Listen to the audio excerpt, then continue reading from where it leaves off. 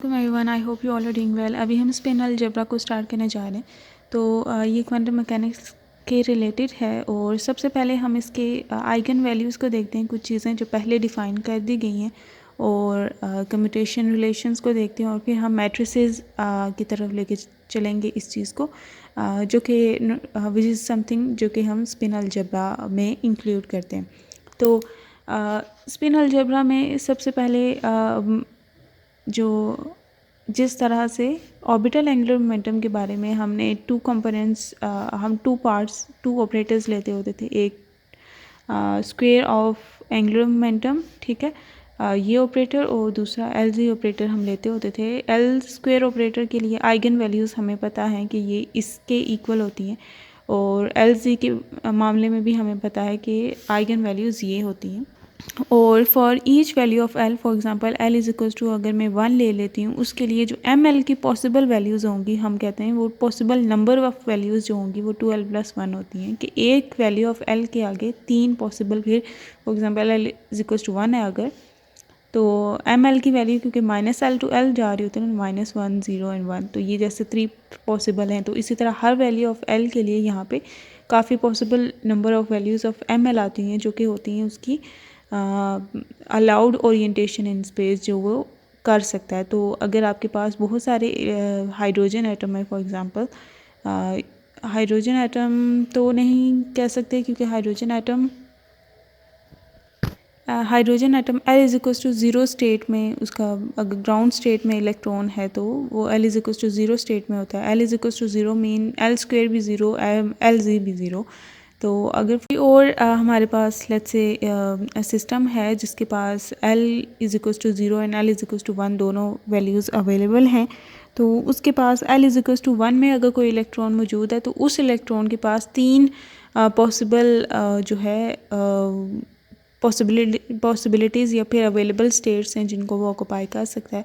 और ये फिर इस तरह, तो ये सारी चीज़ें तो हैं। अब उसके बाद हमने जो स्पिन का प्रॉब्लम आया था, स्पिन के रिलेटेड ये स्टर्न कर्लिक एक्सपेरिमेंट था जिसमें हमने देखा था कि स्प्लिटिंग हो रही थी लाइंस की बहुत ज़्यादा। तो इस चीज़ को एक्सप्लेन करने के लिए फिर स्पिन का कंसेप्ट दिया गया था और कहा गया था कि अगर हम ये कहें कि जो एंगुलर मोमेंटम है किसी भी इलेक्ट्रॉन का फॉर एग्जांपल, तो वो ऑर्बिटल एंगुलर मोमेंटम के साथ उसके साथ एसोसिएटेड एक स्पिन एंगुलर मोमेंटम भी होता है। उसके एसोसिएटेड जो है स्पिन एंगुलर मोमेंटम भी होता है और इसकी जो आइगन वैल्यूज़ हैं इन दोनों की वैसी ही होंगी जैसी ऑर्बिटल एंगुलर मोमेंटम की थी। फॉर एग्जांपल यहाँ पे कोई स्पिन क्वांटम नंबर हम डिफ़ाइन कर देते हैं s, और इसकी जो आइगन वैल्यूज़ होंगी ये ऐसी होंगी जैसी इसकी थी, हमने ये कहा। और स्पिन का केस जो है काफ़ी डिफरेंट है as compare to orbital angular momentum. Orbital angular momentum में जो एल स्क्वायर ऑपरेटर है, फॉर एग्जांपल आप इसे आपके पास इसकी टोटली एक एक्सप्रेशन है, आप इसे एक्सप्रेस कर सकते हैं in terms of some coordinates. For example this is equal to theta square 1/sin theta partial by partial theta plus 1/sin square theta partial square by partial pi square, ऐसा कुछ इसका operator आता है। इसी तरह एल जी ऑपरेटर भी properly in terms of coordinates में आप डिफाइन कर सकते हैं, ऑपरेट कर सकते हैं इन्हें किसी फंक्शन पे, इनका कोई आइगन फंक्शन भी एग्जिस्ट करता है।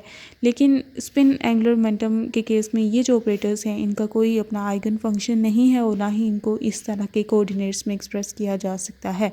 तो this is something that makes it different, और इसको ये कहता है कि ये जो है कोई ऐसी चीज़ नहीं है जो हम फिज़िकली डिफ़ाइन कर सकें। फॉर एग्जांपल आप इलेक्ट्रॉन के स्पिन को कह रहे हैं कि उसके स्पिन एंगुलर मोमेंटम है, तो दैट डजंट मीन कि वो स्पिन कर रहा है एक्चुअली, क्योंकि this is physically not possible कि एक पॉइंट लाइक पार्टिकल जिसका कोई स्ट्रक्चर नहीं है, जिसका कोई साइज़ नहीं है रफली, तो वो पार्टिकल अपने ही इर्द गिर्द घूमे। तो किसी चीज़ को अपने गिर्द घूमने के लिए उसका कोई डिफ़ाइन रेडियस होना चाहिए, उसका कुछ डिफ़ाइन रेडियस होना चाहिए। लेकिन पॉइंट लाइक पार्टिकल्स का रेडियस क्या होता है? 0, ठीक है।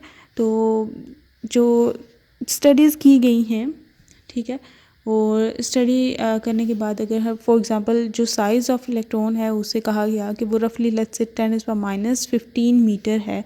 अगर हम ये इसका रेडियस ले लें, as low as this radius ले लें, और अगर हम कहें कि जो इलेक्ट्रॉन है एक स्फीयर है, यूनिफॉर्म स्फीयर है इस रेडियस का, और वो अपने सेंटर के अबाउट स्पिन कर रहा है, तो क्लासिकल मैकेनिकली जो क्लासिकल कंसेप्ट हैं उसके अकॉर्डिंग इसके जो स्पीड है वो कितनी होनी चाहिए जो कि रिक्वायर्ड है उसे ये करने के लिए। क्योंकि एस तो अभी एस को अगर मैं डिफ़ाइन कर दूं तो एस को पहले मैं डिफ़ाइन कर देती हूँ, फिर हम इसकी बात करते हैं।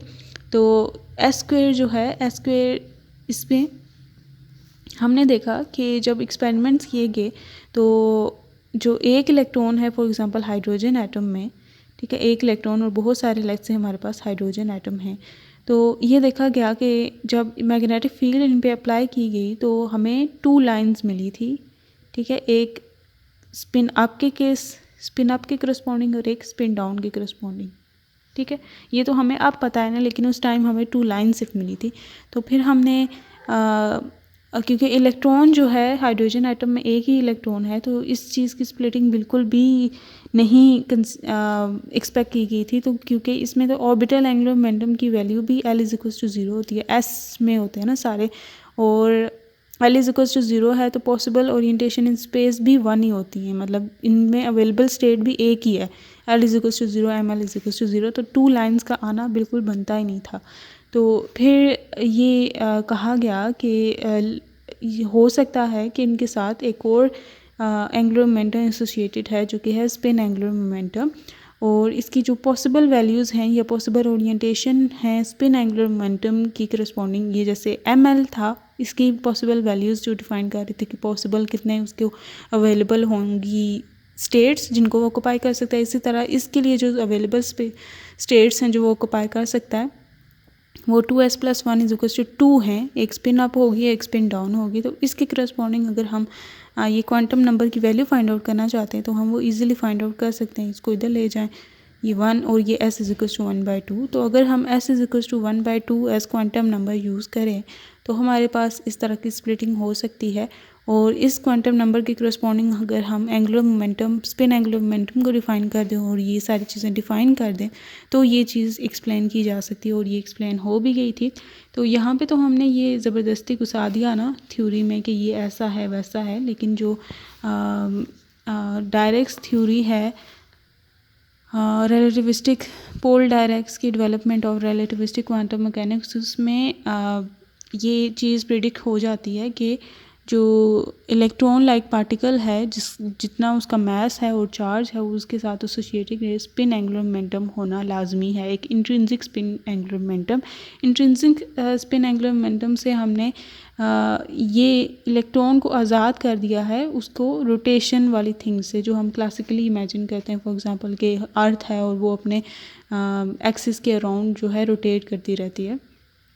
तो हमने इलेक्ट्रॉन को इंट्रिंसिक कह के कि उसका इंट्रिंसिक स्पिन एंगुलर मोमेंटम है, हमने इस चीज़ से आज़ाद कर दिया है, और हमने बिल्कुल ये इमेजिन नहीं करना कि स्पिन करता है इलेक्ट्रॉन अपने इर्द गिर्द, नहीं, ऐसा बिल्कुल नहीं होता। इलेक्ट्रॉन एक पॉइंट लाइक पार्टिकल है, ऑलमोस्ट उसका आर जो है ये है। क्लासिकली अगर हम इसकी देखना चाहें कि कितनी ज़्यादा स्पीड चाहिए होगी लगती है, फॉर एग्ज़ाम्पल हमें फार्मूलाज पता हैं, I ओमेगा होता है एंगुलर मोमेंटम का फार्मूला, और क्योंकि हमने यहाँ पे इमेजिन किया था कि ये लेट्स से जो इलेक्ट्रॉन है वो एक रेडियस एक स्फीयर है जिसका रेडियस ये है अप्रॉक्सीमेटली, तो उसका जो ये मोमेंट ऑफ इनर्शिया होता है वो 2/5 mr² होता है, और ओमेगा उसकी जो ओमेगा v=r ओमेगा होता है ना, तो ओमेगा जो है v/r हो जाएगा।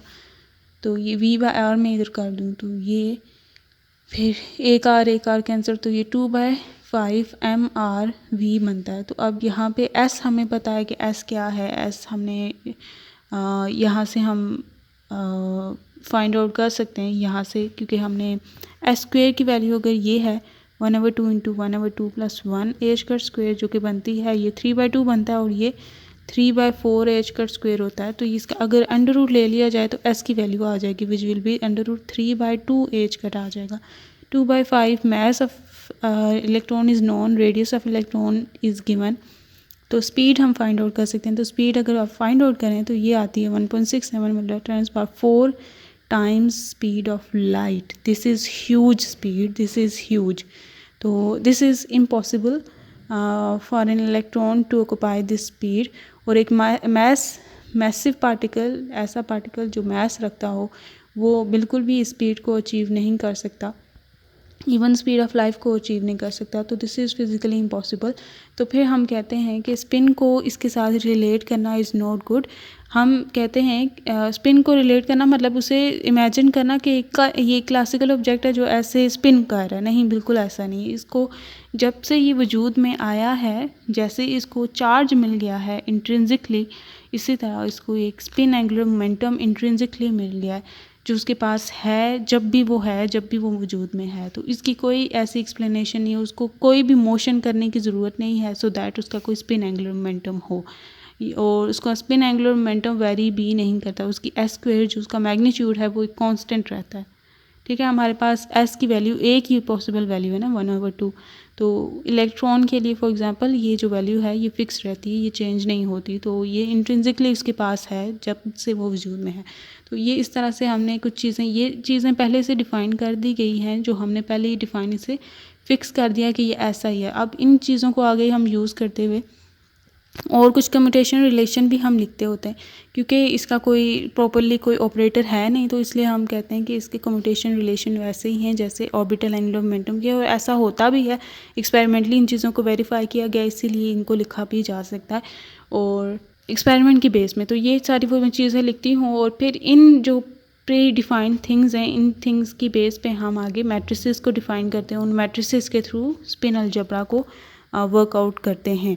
तो इसके कम्यूटेशन रिलेशन में लिखूँगी, इसके कम्यूटेशन यहाँ पे ये हम आइगन वैल्यू इक्वेशन अगर हम लिखें तो यहाँ पे जहाँ पे पहले जो कैट वेक्टर्स हैं, ठीक है, वेव फंक्शन जो साई है ना, नॉर्मल नोटेशन में वो रिप्रेजेंट करता होता है ना स्टेट ऑफ द सिस्टम। तो डायरेक्ट नोटेशन में कैट वेक्टर जो है स्टेट ऑफ द सिस्टम को रिप्रेजेंट करता है। तो स्टेट को ये यहाँ से स्टार्ट किया और यहाँ पे वो वेरिएबल जिन पे वो डिफाइंड है, यहाँ पे स्पिन एंगुलर मोमेंटम का क्वांटम नंबर और ये उसका मैग्नेटिक क्वांटम नंबर, ये जो है इसकी स्टेट को रिप्रेजेंट करता है। तो ये स्टेट वेक्टर है जो हम यूज़ करेंगे, जो आइगन वैल्यू इक्वेशन में ऐसे हम करते होते ना कि एच ऑपरेटर साई पे अप्लाई हुआ तो आइगन वैल्यू टाइम्स साई आ गया। तो इसी तरह हम ये लिखने के लिए करेंगे कि s² when applied on this state vector या फिर कैट वेक्टर, तो ये आती है इसके आगे आइगन वैल्यूज़ की s × s+1 h² और ये ket vector as it is आ जाता है, ये नहीं, ठीक, ये ऐसे। और इसी तरह अगर हम Sz के लिए लिखना चाहें तो ये जब इस पर अप्लाई होगा it will give the eigenvalue times that ket vector. ठीक है, तो ये आइगन वैल्यू इक्वेशन इसकी हो गई है, हमने ये लिख दी है। और यहाँ पे इनकी वैल्यूज़, इसकी वैल्यूज़ को इंसर्ट किया जा सकता है, इसकी वैल्यूज़ को भी अगर मैं इंसर्ट कर दूँ तो ये हम इसको ऐसे भी लिख सकते हैं, ये जैसे अभी हमने फाइंड आउट किया 3/4 h² टाइम्स s और इसकी वैल्यूज़ प्लस माइनस में हम लिख सकते हैं क्योंकि इसमें से ये कोई भी वैल्यूज़ हो सकती हैं, प्लस माइनस h/2 s/m/s। तो ये इस तरह से भी हम इसको लिख सकते हैं।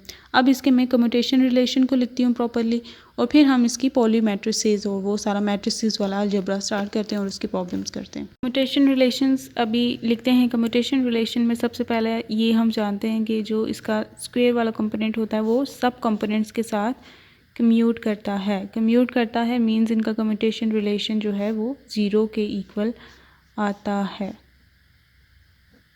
तो ये सब 0 के इक्वल होते हैं, मींस कि आप सिमुल्टेनियसली s² को और Sg या वन ऑफ द कंपोनेंट को कैलकुलेट कर सकते हो सिमुल्टेनियसली, इन दोनों को एट अ टाइम या इन दोनों को एट अ टाइम या इन दोनों को एट अ टाइम। तो ये हो गया। अब इनके आपस में अगर देखें तो कम्यूटेशन रिलेशन साइक्लिक ऑर्डर यहाँ पे भी आता है। तो अगर पहले Sx लिखा हो और फिर Sy लिखा हो, इनका हो तो ये आता है पॉजिटिव में आयोटा एच कट, और ये थर्ड जो रह गया होता है एस जी। फिर S Y to S G, S Y first है और एस जी नेक्स्ट है, ऑर्डर मैटर करता है, ठीक है। साइक्लिक परमुटेशन का मतलब यही है। तो ये नेक्स्ट जो रह जाएगा, फिर अगर एक्स ये जी टू एक्स अगर हम लिखें, जी फर्स्ट लिखें और एस एक्स, ये साइकिल जैसे है उसी में कि साइकिल में एस जी फर्स्ट आता है और फिर एस एक्स, तो ये ऐसे ही iota H cut S Y आ जाएगा। अगर हम ये कर दें कि एस जी पहले लिखें और एस वाई बाद में, क्योंकि ये साइक्लिक ऑर्डर के अगेंस्ट है तो आपके पास ये माइनस का साइन आ जाता है, ठीक हो गया। तो ये इसके कम्यूटेशन रिलेशंस हैं, ओके। इसके अलावा यहाँ पे जो एक और रिलेशन है एल प्लस माइनस का था, जो कि यहाँ पे भी अप्लाई किया जाता है, उसको जनरलाइज कर दिया जाता है। तो वो लेडर ऑपरेटर के बारे में है, उसके बारे में मैं अलग से वीडियो बना दूँगी। ये रिलेशन है, इसका प्रूफ जो है ये मैं बाद में कर दूँगी।